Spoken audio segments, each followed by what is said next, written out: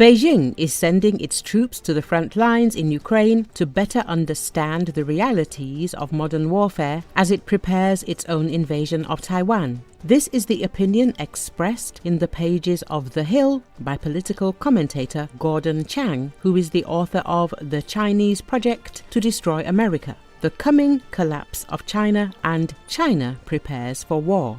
Chang refers to recent reports from Ukrainian authorities that hundreds of Chinese citizens are fighting in the Russian army. These people are probably fighting as mercenaries and were not sent directly by the Chinese authorities. But Reuters recently wrote that there are also Chinese officers at the front who are collecting information about the tactics of both sides. And now they are definitely doing this on orders and not on their own initiative. The publication said, Richard Fisher of the Center for International Assessment and Strategy in Washington told Chang that China is clearly seeking to learn from the experience of the Russian-Ukrainian war to better prepare its own military for future wars. If China's military can understand and expand on the lessons of the Ukrainian battlefield, it can greatly increase its chances of a quick victory in a blitzkrieg in Taiwan. Fisher said. Gordon Chang suggests that Chinese officers on the front lines in Ukraine are not only observing and reporting back home, but may also be giving advice to their Russian colleagues. As for the hundreds of Chinese mercenaries who have volunteered to join the Russian army, this also happened with the tacit consent of the Chinese government. Charles Burton, an expert at the Synopsis think tank, told Chang. Xi Jinping pays special attention to the interaction of his citizens with close partners such as Russia. Several hundred military-aged Chinese who left the country to fight in someone else's war is certainly something Beijing could be aware of, he said. Burton also worries that the Ukrainian army has begun to launch more strikes on Russian territory with U.S. aerial bombs. Numerous facts and videos are already being recorded regarding this. Recently, the Air Force Aviation of Ukraine performed a precision strike on an enemy pontoon crossing and military equipment in the Kursk region. The Sonyashnik Telegram channel shared the footage of the strike. According to the video, enemy vehicles were crossing the pontoon crossing at the moment of impact.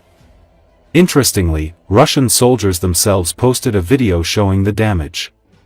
The video's author, a Russian serviceman with a Caucasian accent, laments that he had warned them 10 times not to bring vehicles here, and now there's neither transport nor pontoon crossing left. The footage captures that the explosion damaged 2 vehicles, which are now beyond repair. It is likely that their crews were killed. The exact location of the strike is not disclosed, but it can be assumed that it targeted a pontoon crossing over the same Orsel River. The strike took place at the end of March, around the 20th to 24th. According to the Sonyashnik Telegram channel, the bombing with 3 GBU-39 bombs was carried out by a Su-27 fighter aircraft. The channel's author added that this crew destroyed 2 pontoon crossings in a single sortie, while another was located a few kilometers away. This is not the first strike on Russian territory with a US-made aerial bomb supplied to Ukraine as part of military aid. Ukrainian aviation has previously struck military facilities in the Kursk region with GBU bombs. The Post claims that the Su-27 crew destroyed 2 pontoons in one sortie, the second located just a few kilometers away.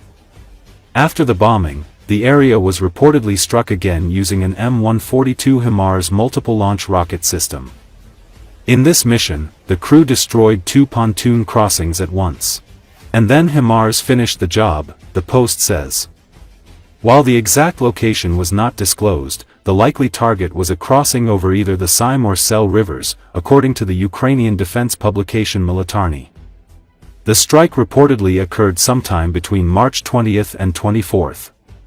Despite poor video quality from the drone footage, vehicles can be seen crossing the pontoon at the time of impact. Such an attack was carried out on September 22, 2024.